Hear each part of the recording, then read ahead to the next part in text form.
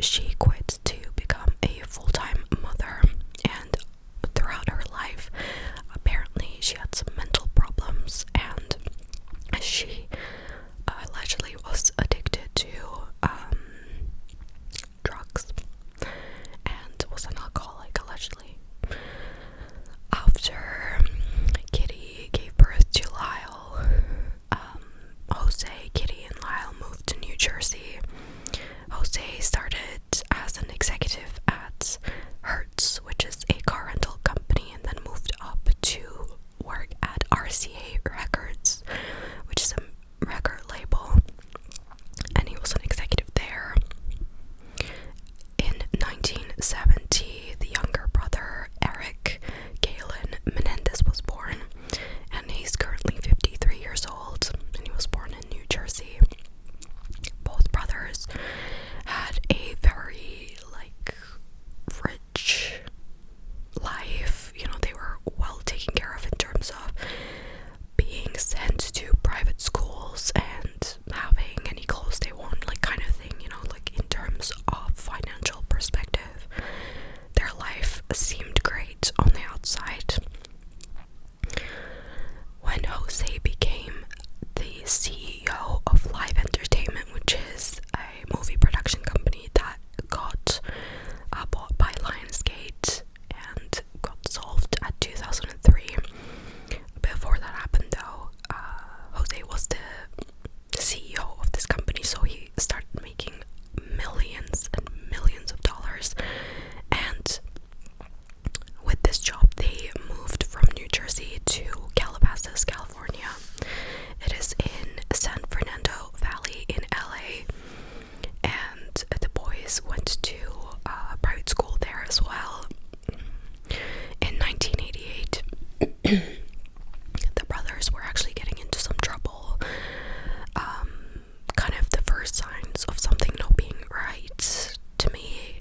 They were acting out, and they were involved in multiple burglaries. So they were going into some of the homes in their neighborhood in Calabasas and stealing stuff, very expensive stuff. And apparently one of the burglaries was them stealing things worth up to $200,000, and allegedly their dad, Jose, would pay the people off when they discovered that things were missing, so that they wouldn't go and press charges to the police. So this is why the boys were going with no repercussions and doing this burglary stuff. And I guess, in my opinion, to stop their behavior, or maybe move to another community, so that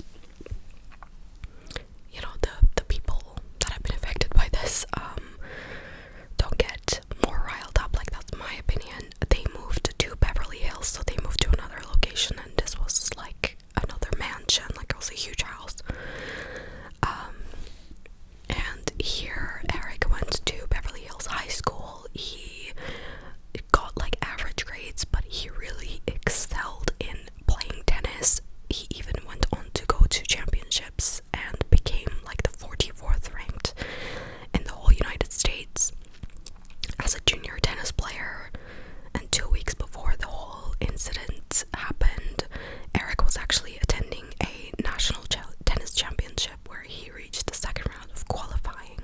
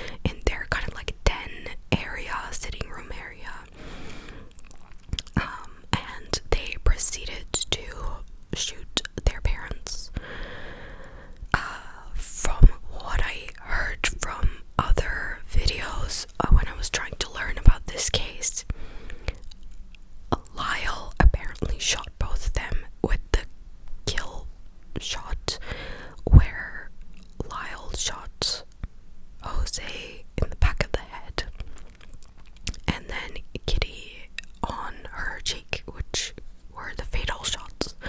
However, they were both shooting into the room. Apparently they had already walked into the house, and they were kind of like talking, and there was kind of like a confrontation going on, and Jose closed the door of the den, and one of the brothers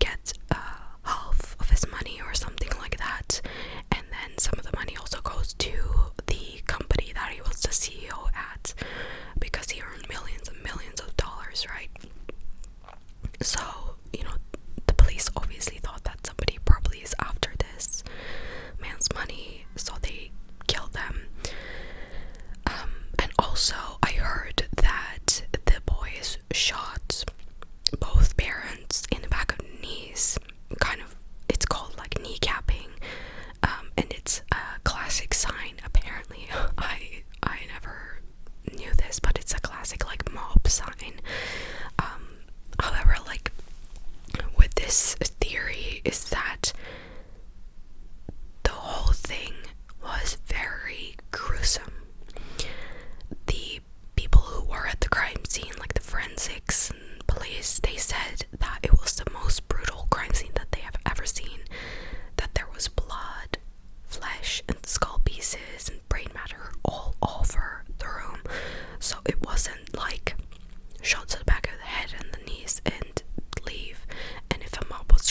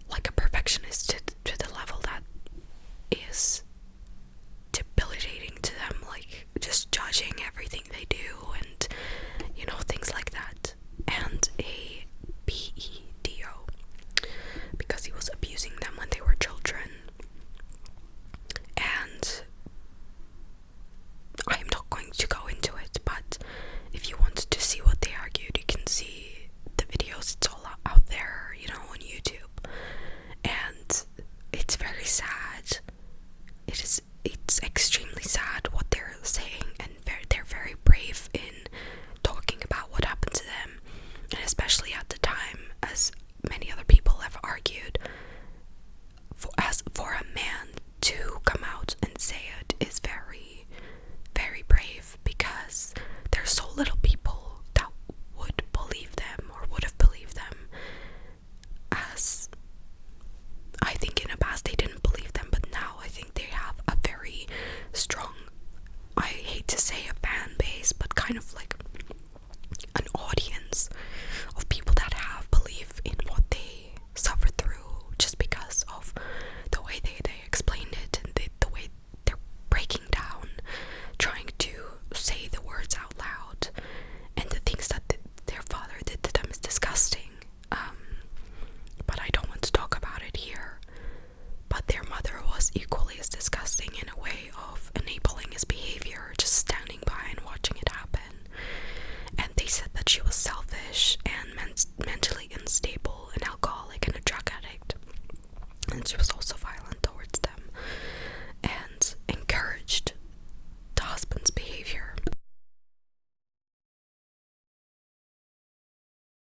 Sorry, I had to clear my throat. They brought, I think, 55 people to testify to help their case. And it was like family members to professionals in like therapy and abuse situations and things like that. And one of the people, their cousin Diane, said that during a stay at their house in the mid-1970s, Lyle had confided in her that his father was SAing him. So this child, I think, at this time is telling you, like, how would they even know, like, what it is if it's not happening to them? Like, if I was this grown woman, I would have taken that child out of that situation, and I would have been like, I don't care what you do to me, like, I have to save this kid. Like, how would you even know what it is if that didn't happen to you? Like, you're so innocent at that age. Or I think a teenager, like, is still like, it takes, this is not a joke. Like, I don't think any child just goes up and confesses to something like this. And Diane proceeded to tell Kitty, their mother, that Lyle has confessed this about their dad and what was happening to him. And Kitty said that Lyle was lying, which I think is just despicable. But I don't understand how these kids were so let down, and it led to such a gruesome and horrific crime.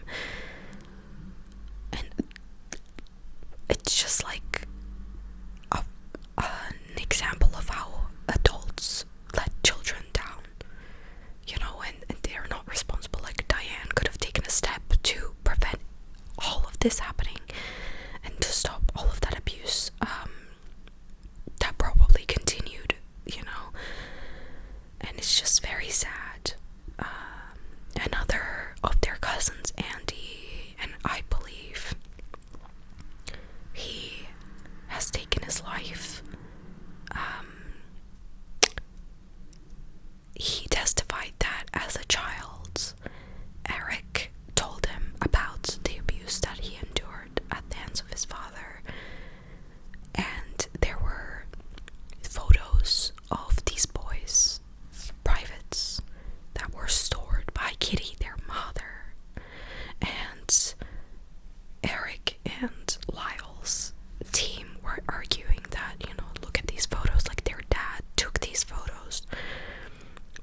But then the prosecution said that the photos of the boys, privates, and that evidence wasn't evidence enough. It's like it could have been taken by anyone, which is crazy to me, because apparently Kitty was keeping them. Like, it was within Kitty's stuff. Like,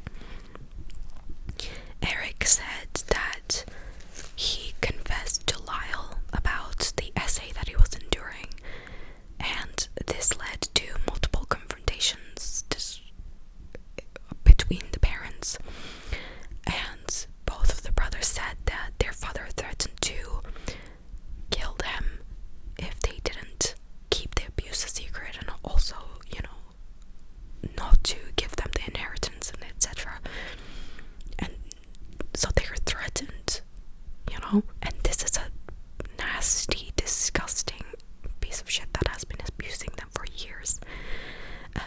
ways we can't imagine. So I can see how they would have taken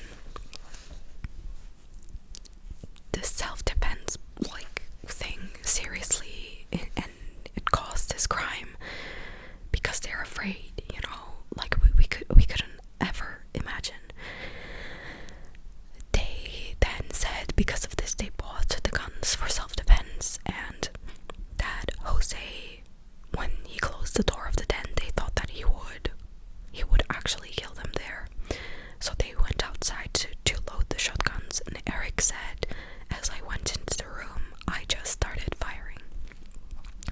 Their therapist said that they didn't kill for money, but out of the hatred and desire to be free from their domination from their parents and the messages of inadequacy and the impossible standards that they were held up to. But the defense argued that the therapist was controlling, that the therapist was directing the sessions to get the things on the tapes, to get them to say the things on the tapes that he wanted them to say out loud. And Lyle said that by killing their mother, they may be doing her a favor, putting her out of her misery. At the end of this trial, the jurors were half and half, quite literally, so it was declared a mistrial. This was because the female jurors wanted to charge with voluntary manslaughter, and male jurors were wanting to charge with first-degree murder. I think the difference between these convictions is that first-degree murder is obviously like a heavier 25 to life kind of sentence, and it's a murder that you commit with intention and you've like premeditated, you know. And manslaughter is like, it could be accidental. This is voluntary obviously, but it is not premeditated. So after a month of deliberation, they kind of reached nowhere, and it was a mistrial. So the second trial was held between 1995 and 1996, and this time the trial was less publicized. There was no cameras in the courtroom, and the judge only allowed the jury to vote manslaughter charges for the father and not the mother, because of the arguments about essay against him. And they were eventually convicted of 2 counts of first-degree murder with life in prison without the possibility of parole, which they have been trying to get for years. Jury noted that the abuse defense wasn't a factor in the deliberations, but because of not having a prior criminal record and a history of violence, they reached the verdict that they did. They were sent to 2 separate prisons, and they didn't see each other for 22 years, but they continued to communicate through letters. Both of them were married. I think Lyle got married, cheated on his wife, then divorced and got married again. And throughout this, they communicated with the help of their wives by sending letters to each other. They were even apparently playing like chess and stuff with the letters. But they were in maximum security prisons. In 2018, they were moved into the same housing unit, and when they saw each other for the first time in 22 years, they hugged each other and they cried, and they just hold each other for a very long time, apparently. When they got together, they founded the prison reform and beautification initiative called the Green Space Project. This project aims to make prisons more livable and rehabilitative by painting murals on walls and planting trees. In June of 2024, Lyle earned a sociology degree from USC Irvine,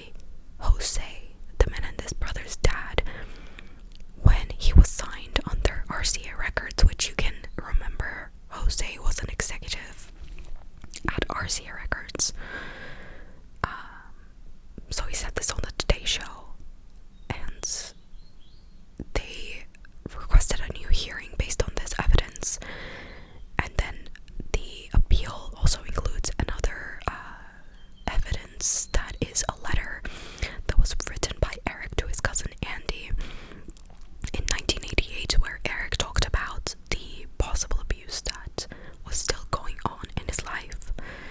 So there's two new pieces of evidence that is kind of like helping their case of either lessening the sentence or just getting more leniency or getting out of prison. And the current district attorney of Los Angeles is actively reviewing their appeal. So this is from October of this year, 2024. So this is kind of their case, their story so far. I didn't go into detail about their abuse. If you want to watch their courts, their trials, where they talk about the whole thing, you can find that on YouTube. And there are many, many, many documentaries about them. This case, I heard of it once, I think, but it's obviously become very popular because of the recent appeal that they filed, and that is being looked over, and a lot of people are hoping that they go out of prison. And apparently Kim Kardashian went and saw them because she's very interested in prison reform. But yeah, let me know if you watch the show.